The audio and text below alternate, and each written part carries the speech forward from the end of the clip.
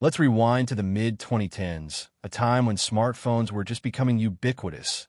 Social media was exploding with family photos that hid darker truths, and economic pressures made rebuilding after divorce feel like climbing a mountain with weights strapped to your back. Our protagonist, let's call him Jordan, is a 24-year-old young man navigating the aftermath of his family's implosion.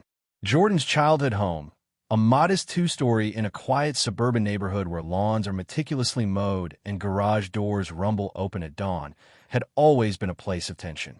His bio dad, a shadowy figure with a temper that could erupt like a storm cloud, had finally been ousted after 25 years of marriage, leaving Jordan's mom, a tough correctional officer in her 50s with calloused hands from handling inmates and a uniform that smelled of institutional bleach, devastated but determined to start anew.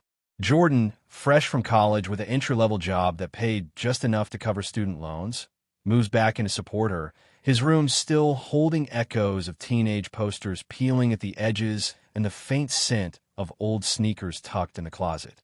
Along with Jordan come his siblings. His brother, a 23-year-old mechanic with grease-stained fingers and a quiet resilience honed from years of fixing what was broken at home, and his sister, 30, a nurse whose scrubs carry the sterile whiff of hospitals, her empathy a shield against the family scars. They rally around Mom, the house filling with the comforting aroma of her homemade chili simmering on the stove, steam rising like a peace offering amid the unpacked boxes stacked in corners. But soon, Mom introduces Chris, her new boyfriend, a 45-year-old with a charming grin that doesn't quite reach his eyes, his clothes carrying the faint odor of fast food grease from his Dairy Queen manager gig. Chris is no stranger to trouble. Mom met him through her job at the county jail, where he'd served time for a DUI, his record a red flag waving in the wind. Jordan's gut twists the first meeting, an awkward dinner where forks clink against plates too loudly, Chris's laugh booming but forced. He's good for her, Jordan tells himself, seeing Mom's eyes light up for the first time in months, her laughter genuine as Chris shares stories of his misspent youth. Internal doubt nags. Ex-inmate? Really? But grief clouds judgment, and Chris seems to fill the void, bonding with Jordan over late-night video games in the living room. Controllers clicking in rhythm, the screen's glow casting shadows that hide his flaws. The blended family settles in, the house alive with new energy. The sizzle of burgers on the grill during backyard cookouts, kids' cartoons blaring from the TV on lazy weekends, and Chris's stories filling quiet evenings. Jordan, his brother, and sister move in fully, rooms rearranged with the creak of furniture dragged across floors, the air fresh with the scent of clean linens. Initial harmony reigns. Chris teaches Jordan gaming tricks, his voice enthusiastic. Hit that combo, boom. The brothers share laughs over Chris's bad jokes, the kitchen echoing with chuckles. But cracks form slowly, like ice thawing under sun. Chris's past catches up in 2017. A routine probation check at the courthouse, the building's sterile halls smelling of polished floors and anxiety. He doesn't return. A call comes from Texas, his voice tinny over the line.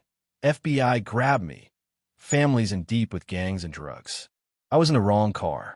Mom collapses on the couch, sobs racking her body, the room heavy with her heartache. Chris agrees to testify for a lighter sentence, phone calls stretching months. His promises of marriage upon return a lifeline she clings to, her fingers twisting the phone cord in desperation. He returns, reinstated at Dairy Queen, the smell of fried treats clinging to his uniform as he steps through the door, Mom's embrace tight with relief. But freedom brings demons. Drinking escalates, beer cans clinking in the fridge like warning bells, his consumption hitting half a case daily. Sober Chris fades, mean drunk emerges.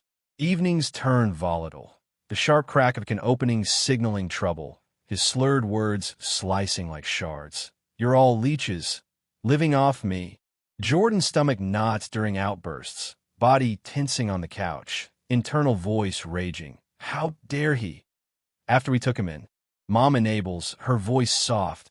It's stress, the trial. Conflicts build. Chris picks fights over dinner, the table's warmth turning cold. utensils clattering as he bangs fists. Jordan's brother retreats to his room, door slamming with frustration. Sister confronts, voice sharp. Stop this. Chris's temper flares, eyes bloodshot, breath reeking of alcohol as he looms. Mind your business. Powerlessness grips the siblings. Nights lying awake to creaking floors as Chris stumbles, that disrespect fueling resentment. He's destroying her. And us. Turning point crashes one night. Chris reels and wasted. Mom confronts. Have you been drinking? His denial slurs, her resolve snaps. Out now. He grabs essentials, doors slamming like thunder. Next morning, packing his things, the rustle of clothes folded hastily, boxes thumping on floors. A knock echoes. Betty, Chris's co-worker, stands there, face pale, voice low. I have to tell you something.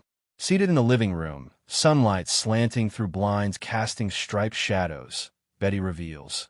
Chris is cheating with Darla. Sexual acts at work? I caught them. Threatened my job if I told. And she's pregnant. Mom's face crumples, tears streaming, body shaking with sobs. Jordan's world spins, anger exploding. Chest heaving, fists clenched, internal roar. That bastard. After everything? Siblings rally, dumping his belongings in the alley, clothes scattering on pavement. The thud of boxes a cathartic release. Mom confronts over phone, his confession cold. Happy about the baby, finally mine. No apology. Fury unites them. It doesn't get away. Revenge plans meticulously. First, workplace call. The franchise owner, a family friend, hears of indecent acts. On premises? Unacceptable. Chris fired, barred from branches, the slam of his locker echoing his downfall. He flees to Darla's town, starts at another DQ. Siblings track, inform owner, same guy, history of misconduct. Investigation drags, but he's ousted again, unemployment notice crumpling in his hands. Stalking begins, his car cruising the neighborhood, engine rumbling ominously. Siblings spot. He's driving, no license. Police tipped.